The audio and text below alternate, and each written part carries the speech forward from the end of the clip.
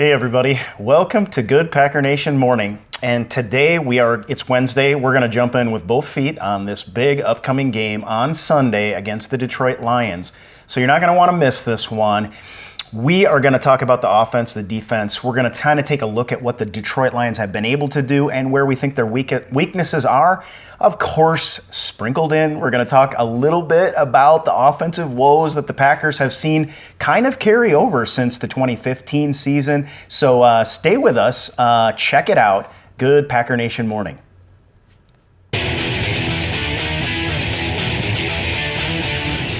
Good Packer Nation morning, everybody. It is Wednesday.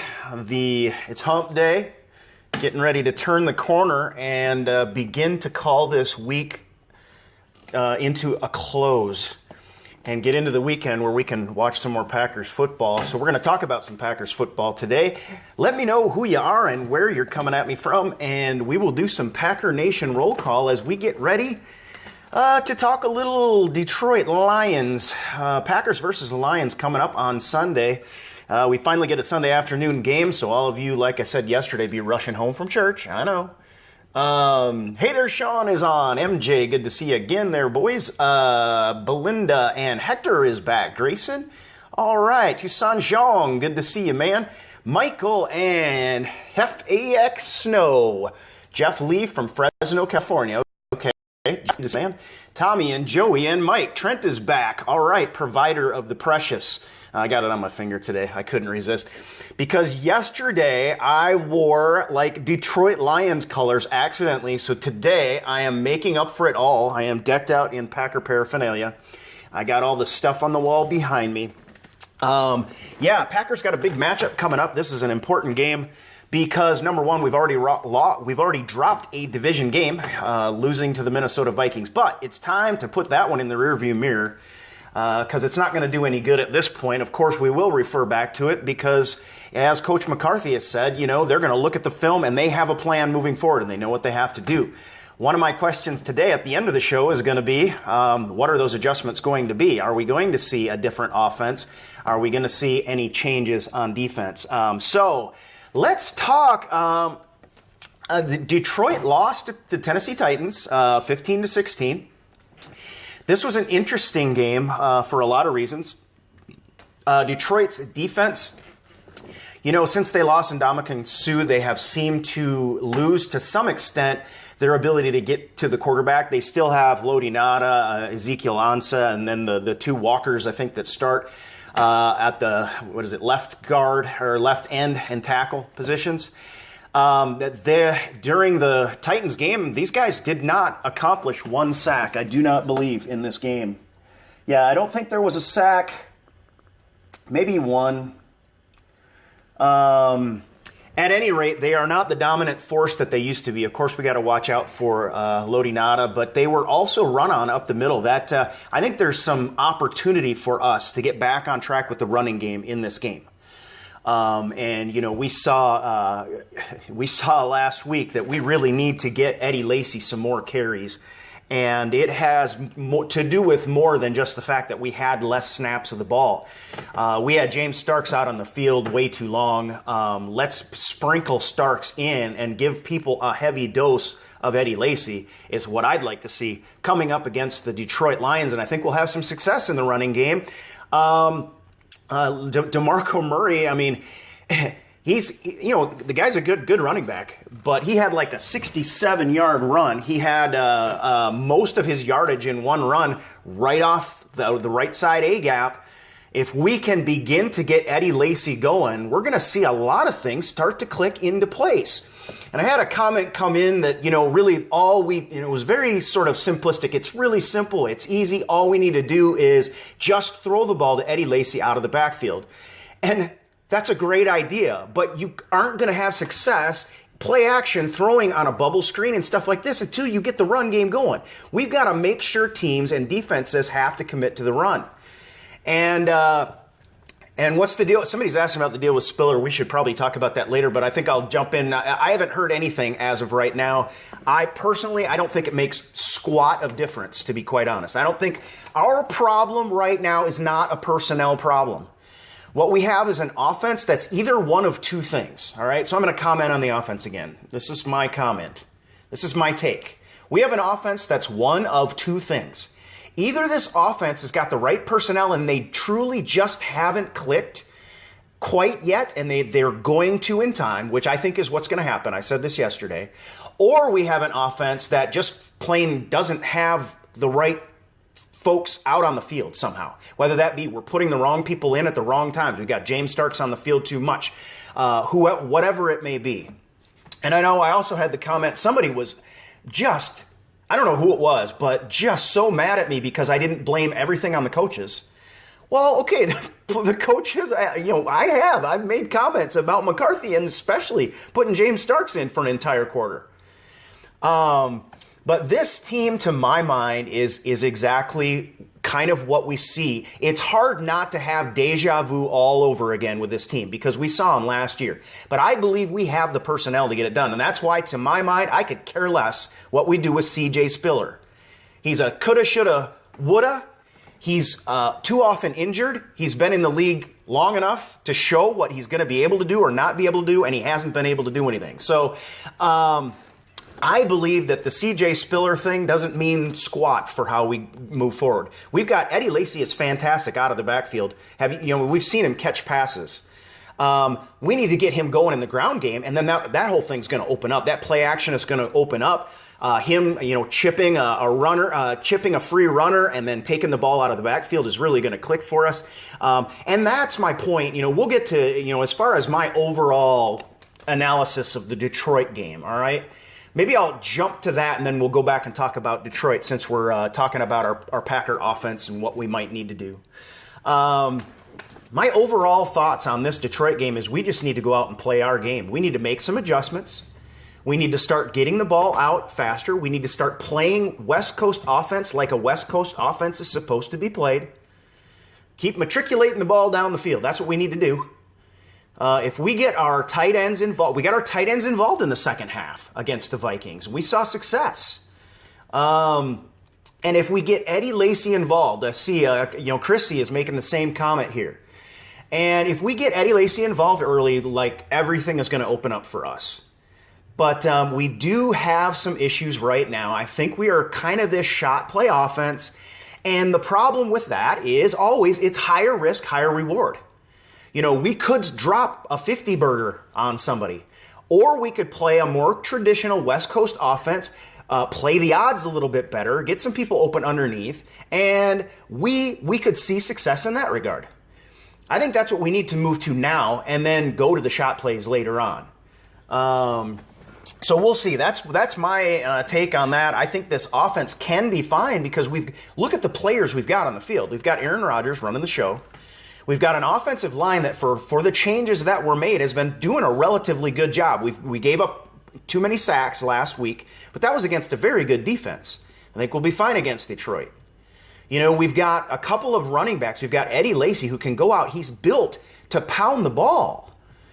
So if we pound the ball with Eddie Lacy and then we let James Starks spell him when it's needed, then I think we'll be okay. Then you look at our wide receiver core. I mean, for crying out loud, who are you going to add to this at this point? Obviously, we have the Davante Adams debacle that it's just become a continuing. Why do we, if Davante Adams is in the news every single week, there's something not going on right. We got to get this guy he's got to get himself into shape or we got to replace him. Somebody's got to go out there and play ball because Ty Montgomery, Jared Abbrederis, now Jeff Janis is hopefully getting the cast off his hands soon. These guys are ready to play some ball out there. And Josh is saying Eddie needs 20 plus carries. I think we need to be close to that. Yeah. I mean, I think in our offense, because of our wide receiver core, there are going to be games where we can fudge that number a little bit. But again, and I saw in the Minnesota game, it wasn't so much that we went away from the run. Remember, we talked at halftime. We're like, let's not give up on the run. And we really didn't do that. But what we did is we gave the ball to somebody completely different for an entire half than Eddie Lacy. So I think we're going to be okay. I think the Detroit Lions game is a great opportunity to go, there's a possibility, the Vikings lose. We could be right back in the thick of things. we can put an NFC North opponent down and we can start carrying on. We'll see what happens, but as far as Detroit goes, I mean, their defense I don't think is the same as it has been. They looked vulnerable to me. And, you know, we kind of talked about that. I don't think they're going to be able to get the kind of pressure on Aaron Rodgers that the Vikings were able to get. But, you know, of course I say that and maybe we give up 5 sacks. I don't know. I do believe we have the opportunity to run Eddie Lacy against the Detroit Lions, and if we can do that, we're going to have some serious success in this game. As far as the offense, the Lions offense goes, matching up with our defense, you know, there's 2 names that come to mind, and the first one is Eric Ebron. I mean, for crying out loud, we saw what Kyle Rudolph did to us. That was a beautiful pass in the Vikings game. What I saw out of Matthew Stafford is no Jay Cutler, but I don't expect him to throw the ball quite as well as, frankly, Bradford. Sam Bradford was throwing the ball quite well in the Vikings game. I don't know that he's going to be able to carry out that kind of performance. We've got a sample size of 1 game at this point to determine. Stafford, on the other hand, it does seem like he has been able to move on from Megatron fairly smoothly. The transition seems to be smooth. Another name that I'm watching is Anquan Boldin. You remember what Anquan Boldin did against us when he was at San Francisco with him and Colin Kaepernick, and Anquan Boldin chewed us up, and we lost that game, that start of the season game. And Anquan Boldin had a touchdown in this game. Second quarter, I believe. It was after Eric Ebron actually had the touchdown first, and then it was called back. They said he pushed off. It was kind of a weak call, and they came back to Anquan Boldin. I can't believe how Anquan Boldin, as long as he's around, he's old, he's never been fast, and yet he does concern me against our defense in terms of the way that we seem to be giving up these shot plays and the underneath game that I'm personally going to expect. We are going to be a little soft in the middle the way we play defense, but it concerns me that if Matthew Stafford and Anquan Boldin, Eric Ebron get on the same page and have some success early, that we may struggle on defense. Now, of course, that goes to the question of where is Sam Shields at in the concussion protocol? Can we get this guy back? We need Sam Shields on the field and healthy. Obviously, we want him healthy before he goes on the field. Yeah, is there a troll in there? Yeah, let her rip, folks. I can't watch it, so you guys can have my back. But yeah, Detroit on offense. One of the biggest news on offense, of course, I don't know if maybe you guys didn't catch it, but Amir Abdullah has been placed on IR with his foot injury, so we will not have to worry about him. Amir Abdullah was responsible for half of their offensive yards, or half of their running yards. It was still around 47 yards before he injured himself. We will not have to worry about him. So again, we will be able to focus more on the passing game in this game, which plays to the Packers having some success on defense. If Matthew Stafford, he had the 1 touchdown in this game, but he also threw an interception. And if we can get Clay Matthews and Julius Peppers, who had a sack and a half in the last game, our very active front 3, front 4, however we structure it, is playing hard to the quarterback. What you saw out of the defensive line of the Green Bay Packers is exactly what the defensive line of the Green Bay Packers has described themselves as. I think it was Dayton Jones. Locker room conversation interview with, I'm pretty sure it was Jones, and he said, in fact, I probably can, maybe it was either when Jones beat Perry to the quarterback, it was when Perry beat Jones possibly, and he said, it's a race to the quarterback right now.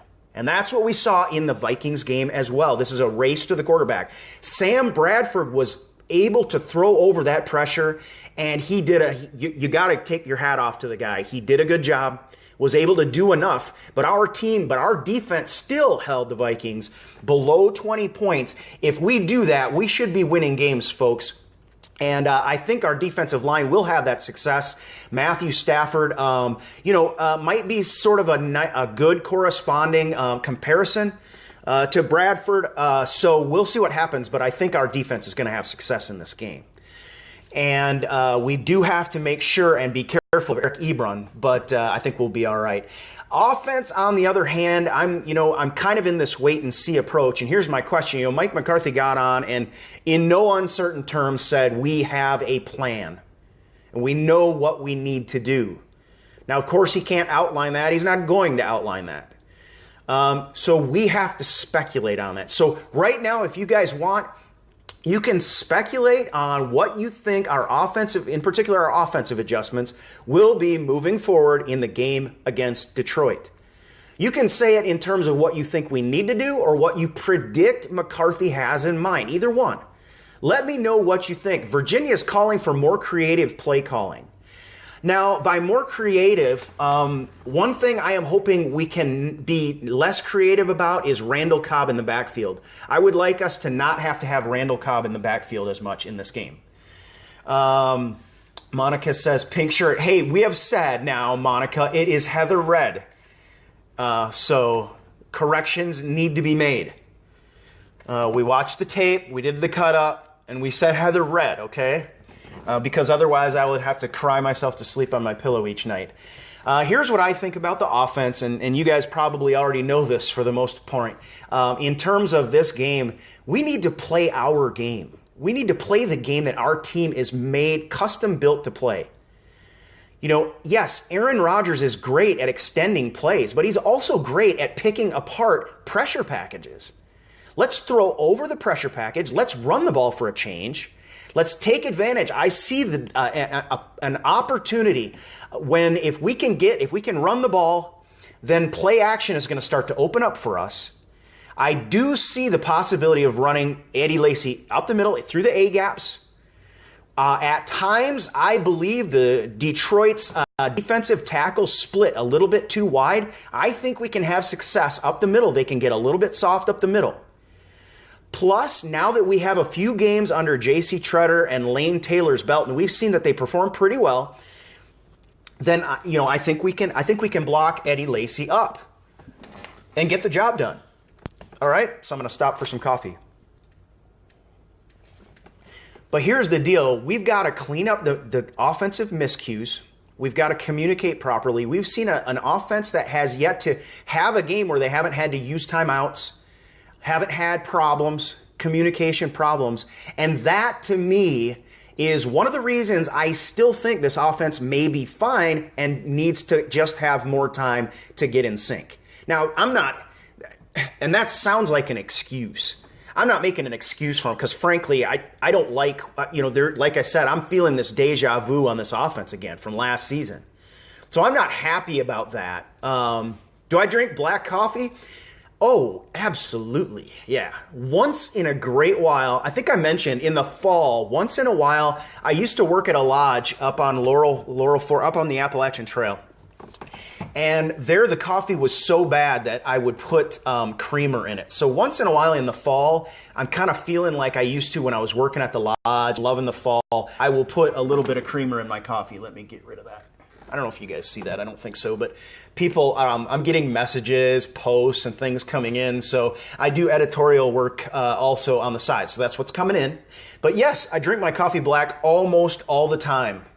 I like the way that looks on there. Hector's got hazelnut right now. Okay, I don't have any more hazelnut. I do the hazelnut very rarely. I'm usually just a straight up hot black coffee guy. That's how I do it. I like the taste of coffee most of the time. So, all right. But I think if we play our game and we start playing more to our strengths, look, I've gotten a lot of flack for saying that the obvious. And Jeff, he had said the same thing. And he was worried he's going to get a lot of flack for it too. But Aaron Rodgers, we need better play out of him. We need to get the ball out faster. When your own guard, your Pro Bowl guard, gets up and says it gets really hard when we're holding the ball for 5, 6, and 7 seconds at a time to play in the offensive line for Aaron Rodgers. Yes, his standards are high, but at the same time, we need to play call to the strengths of the offense and start playing some West Coast ball, and I think we're going to be just fine. Then go for a shot play. I got nothing against shot plays because Aaron Rodgers, we have seen 2 Hail Marys completed in one season. I have yet to be able to do the statistical math on that. I have a friend who is a mathematical genius that I want to catch up with Dawn and see if she can run the numbers for me on that, on how rare that is to happen. If there are any R2-D2s out there that want to calculate the odds on 2 Hail Mary passes in one season, I'd be very interested. And we've got a guy in Aaron Rodgers that can throw the ball down the field, and he can do it accurately. So I'm not against that. What I'm saying is let's get Eddie Lacy going, all right? Let's get Eddie Lacy going early. Get his confidence up. Once his confidence is up, let's mix in play action pass, but let's get the tight ends back involved and see the success that we started to see against the Minnesota Vikings. Let's get about 4 passes receptions by both Jared Cook and Richard Rodgers. Cook had 4 against the Vikings, Rodgers with 2. We had some good success. We were starting to see some balance in that regard. Jordy Nelson and Randall Cobb both had good games with 5 and 4 receptions, I believe, respectively. Let's start to balance and spread the ball around and run the ball effectively. And I know some of this sounds simplistic. It's not as easy as that. But, and Jeff is on here saying, Rodgers needs to count to 3 and get the ball out, I think. I hope I'm not misquoting you there. But remember a couple years back, the drill that Mike McCarthy had the Packers playing. During training camp, it was. When they had a stopwatch and they would put 2.5 seconds on that stopwatch and get the ball out, get the ball out, get the ball out.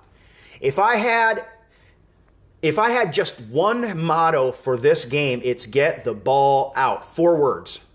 Whether that means hand off to Eddie Lacy and let him run it down the Detroit Lions' throats, or get rid of the ball inside of 2.5 seconds.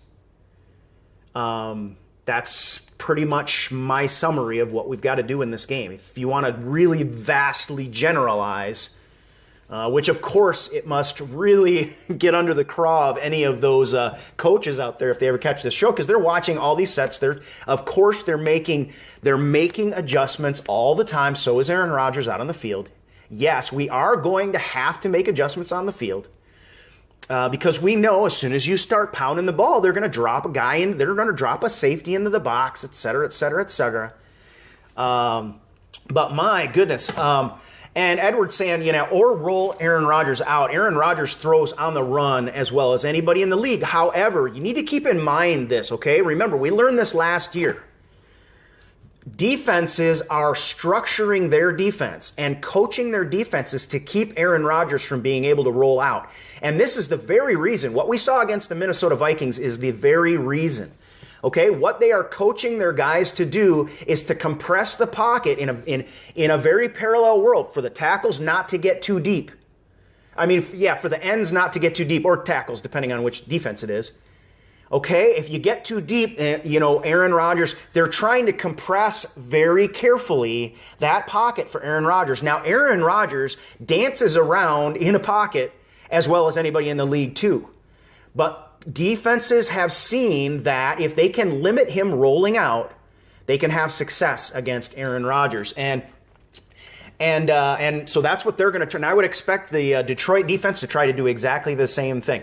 One thing I didn't note before, Detroit's defense, their linebacking core is a good group of guys. They got this Williams guy, I think it is, who replaced DeAndre Levy. I'm not sure what the situation is with Levy, to be quite honest, whether he's going to play or not. I will keep an eye on the injury report. Today is Wednesday. Injury report will be coming out, and of course that's very important for us Packer fans as well. We've got, and I just saw the question roll again, what's up with Sam Shields? Are we going to see the guy play? And I don't know. So when the injury report comes out, we will hope for good news. I believe Randall Cobb is already starting to get dinged up a little bit. It may very well be that the early buy that we have comes at a good time. And what is this?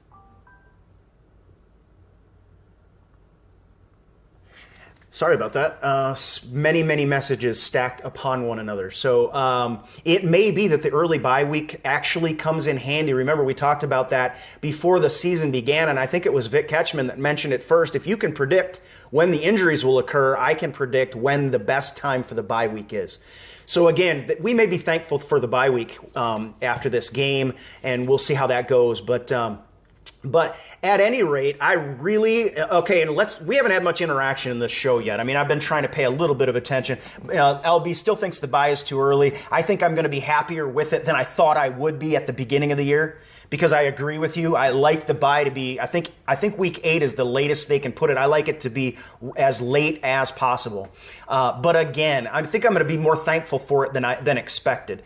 So, Patrick is saying Shields needs to be careful.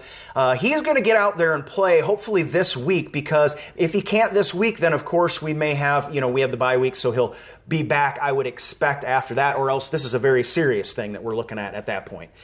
Josh was calling for three-step drops. I've been wondering, gosh, why we keep dropping back 5 and 7 steps. Again, I'd like to go back and just count the drops, the steps in the games and chart that out, and then compare that to our successful plays. It would be eye-opening. So we've got, everybody's pretty much saying the same thing, and we've said this to some extent for years. We need those inside slants, quick slants, 3-step drop, or go to the shotgun. Go back to the pistol formation that we had some success with last year. We will see. Of course, we can't predict what Mike McCarthy's adjustments what he's decided we're going to do. Adam Rogers is asking about the Precious, so it is with me. But yeah, we can't predict how this game is going to go, and that's the thing that I think, it's only Wednesday, and we're going to have to sit on this one for a little bit longer, folks. But I do want to get a thumbs up. This is what we're going to do. Give me a thumbs up if you think, if the Packers play to their strengths, that we will win this game. All right? It's very plain and simple. If the Packers play to their strengths, do we win this game? Give me a thumbs up if you agree with that. You can heart me. I think there's no question in my mind.